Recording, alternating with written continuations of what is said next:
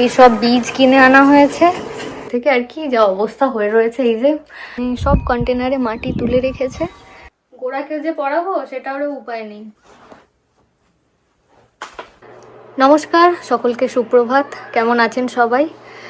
তো আজকে এখানে সোমবার, এখন বাজছে সকাল 10:30। আজকে সুধা স্কুলে গেছে, তাই সকালটা মোটামুটি এখন চুপচাপ, এত শান্তশিষ্ট। বাইরে গোড়া একটু মাঝে মাঝে আওয়াজ দিচ্ছে, কিন্তু তবুও আর কি সুধা থাকলে যতটা হই হই করে সকালটা কাটে সেই তুলনায় কিছুই নয় আর কি। ব্রেকফাস্টের পর বাপিকে বলেছি যে আজকে আমরা একটু গাছ বসাবো, তুমি ছোট ছোট কন্টেনারে একটু মাটি ভরে দিও। তো দেখি না এদিকে ওইদিকে ফ্লাওয়ার বেডটায় মাটি রেডি করতে শুরু করে দিয়েছে। আজকে ওয়েদারটা এই যে মেঘলা হয়ে রয়েছে। তবে জানেন তো, বলছিলাম না কয়েকদিন আগে যে এই কদিন বেশ গরম পড়ে গেছে, আর বোধহয় শীত ফিরবে না। এবছরের মতো শীতের দিন শেষ, আর মার্চ পড়ে গেছে, তাই আমরা গাছপালাও বসাতে শুরু করে দিয়েছি এবার। তো গতকাল এই সব বীজ কিনে আনা হয়েছে। ক্যাপসিকামটা দেখতে পাচ্ছি না, ক্যাপসিকাম আনিনি। তো গাজর, শসা, টমেটো, বেগুন, জুকিনি, এবছর জুকিনি বসানো হবে। আর ক্যাপসিকামটা দেখছি ভুলে গেছে আনতে। আর বাদবাকি দানা আমাদের নিজেদের বাগান থেকেই তো বেশ কিছু রয়েছে, সেগুলো বাইরে কোথাও রয়েছে প্যাকেটে, খুঁজতে হবে। তো বিকালের দিকে বসানোর প্ল্যান আছে গাছগুলো। আর এখানে মা রান্না করছে আজকে উচ্ছে ভাজা, ঢেঁড়স, তিল, আলুর ঝাল, আর এই যে ভাত হচ্ছে। তো আজকে গাছ বসানো তো হবে, তার সাথে আরও একটা কাজ আছে, অনেকদিন থেকে ভাবছি করব। তো এই দিকের ঘরটা মায়েরা যবে থেকে এসছে তবে থেকে আর কি যা অবস্থা হয়ে রয়েছে। এই যে বিছানাটায় তিল মাত্র বসার জায়গা নেই আর কি, জামা কাপড়ে একদম ঠাসা। আর আমি মাঝে মাঝে সময় পেলে এই যে কয়েকটা করে, একটা দুটো করে শার্ট প্রেস করে রেখে যাই। সুধা থাকলে তো কোনোভাবেই সম্ভব হয় না। সুধা যেহেতু আজকে স্কুলে গেছে, দুপুরে খাওয়া দাওয়া করে মাকে বলবো যে একটু হেল্প করো, এই ঘরটায় মোটামুটি যা জামা কাপড় রয়েছে সব এদিক ওদিক করে আলমারিতে এবার একটু গুছিয়ে রাখতে হবে।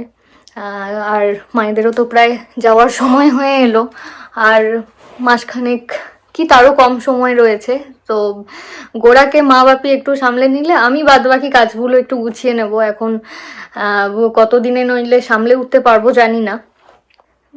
তাই আজকে বেশ কিছু জামা কাপড় আলমারিতে গুছিয়ে রাখার, আর কয়েকটা শার্ট, এই যে মোটামুটি এখানে 20টা মতো শার্ট এখনো পড়ে রয়েছে।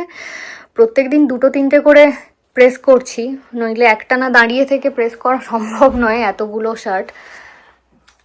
তো আজকে এই দুটো কাজ আছে। তো এখন গোড়া বাইরে বড্ড চিৎকার করছে, দেখি ওকে একটু সামলাই। তারপর মায়ের রান্না হয়ে গেলে বাপি আজকে বোধহয় একটু দুপুরের দিকে বেরোবে। বাপি তো গোড়াকে রীতিমতো মানে কান্নাকাটি করার সুযোগই দিচ্ছে না, যেই একটু ক্যাঁ করছে সঙ্গে সঙ্গে এসে কোলে তুলে নিচ্ছে। যদিও দিদা দাদু থাকা বা ঠাকুমা দাদু থাকার এটাই একটা অ্যাডভান্টেজ যে বাচ্চাদের কাঁদতে দেয় না। এবার চলে গেলে আমার মহা মুশকিল হবে, কাঁদতেই থাকবে, আমাকে আমার কাজ গুছিয়ে তারপর নিতে হবে, তাছাড়া তো উপায় নেই। তো এখন আদর খেয়ে নিক। সুধা তো এই আদরটুকুও পায়নি, গোড়া যাই হোক পাচ্ছে। বললাম না বাপি মোটেই গোড়াকে কাঁদতে দিচ্ছে না, ওখানে মাটি রেডি করে রেখে চেঞ্জ করে আবার কাজে বসে গেছে। আমিও এই ফাঁকে স্নানটা সেরে নিয়েছি। এখন এই যে রোদ্দুর বেরিয়েছে আবার। আর এই যে বাপি এখানে সব কন্টেনারে মাটি তুলে রেখেছে, বিকালে শুধু এবার দানাগুলো বসিয়ে দিলেই হবে। আর বাদবাকি দানাগুলো বোধহয় এখানেই রয়েছে কোথাও একটা, খুঁজতে হবে। এই লেবু গাছটা জানি না আর হবে কি না। যখন স্নোফল হয়েছিল তখন যদি একটু গাছটা প্যাটিওয়ে তুলে দেওয়া যেত খুব ভালো হতো, কিন্তু এখন আর উপায় নেই, অপেক্ষা করা ছাড়া। কয়েকদিন অপেক্ষা করলে বোঝা যাবে যে গাছটা থেকে নতুন কিছু পাতা টাতা বেরোচ্ছে কিনা। তো এই দেখুন চারিদিকে সবুজ ঘাস বেরোতে শুরু করে দিয়েছে।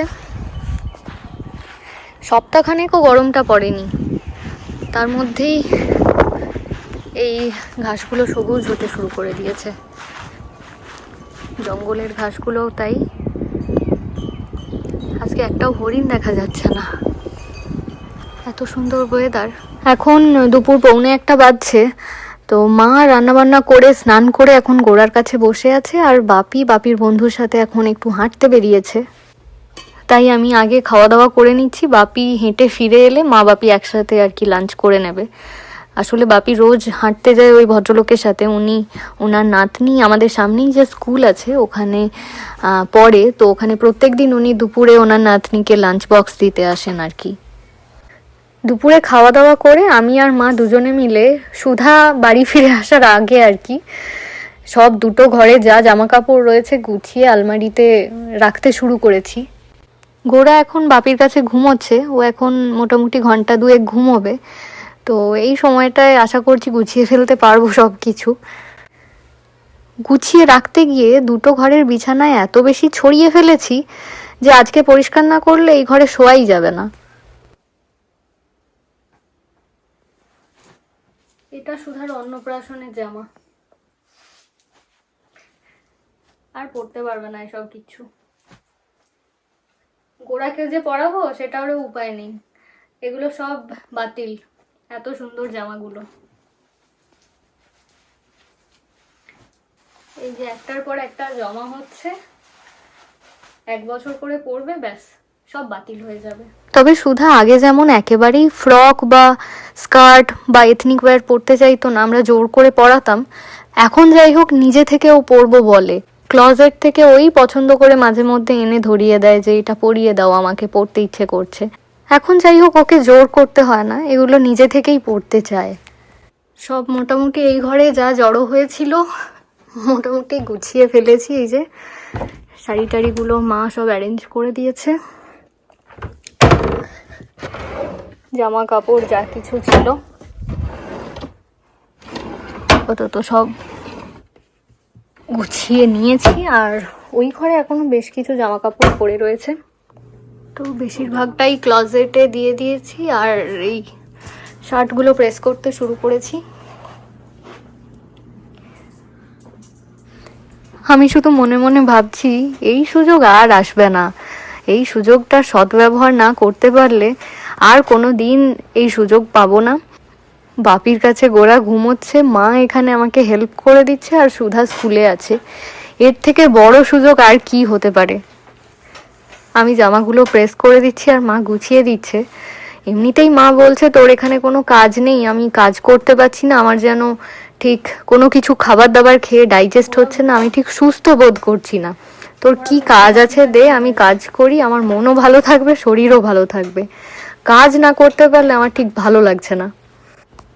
গোড়া তো পুরোপুরিভাবেই বাপির কাছে রয়েছে বেশিরভাগ সময়ে, তো মা তো গোড়াকে নেওয়ারও সুযোগ পাচ্ছে না। এদিকে সুধাকে কোনো কিছুভাবে হেল্প করতে চাইলে সুধা দিদু দাদার কোনো হেল্পও চায় না, তো সেখানেও কোনো অ্যাক্সেস নেই মায়ের। তো মা পড়েছে মহা ফাঁপড়ে। আমি আজকের কোঠা শেষ করে দিলাম, এই যে 4টে শার্ট প্রেস করেছি, এখনো অনেকগুলো রয়েছে, এগুলো আস্তে আস্তে করব। ও গোড়া অনেকক্ষণ বাপির কাছে আছে, এবার দেখি একটু গোড়াকে সামলাই। গাছটা এখন ভাবছি এই খেয়ে দিয়ে একটু রেস্ট নেব, বিকালের দিকে গাছটা বসাবো। সামনের সপ্তাহে একটানা বৃষ্টি রয়েছে পুরো সপ্তাহ জুড়ে, তো এটা একটা খুব ভালো সময় গাছগুলো দানাগুলো বসিয়ে দিতে পারলে এই সপ্তাহের মধ্যে হয়তো দানাও বেরিয়ে যেতে পারে, তো সেটা বিকালের দিকেই করব। আজকে এখন আপাতত সবাই একটু রেস্ট নিয়ে নিই। তাহলে চলুন আজকের ব্লগটা এখানেই শেষ করলাম, দেখা হচ্ছে পরের ব্লগে। আপনারা সবাই ভালো থাকবেন, নমস্কার।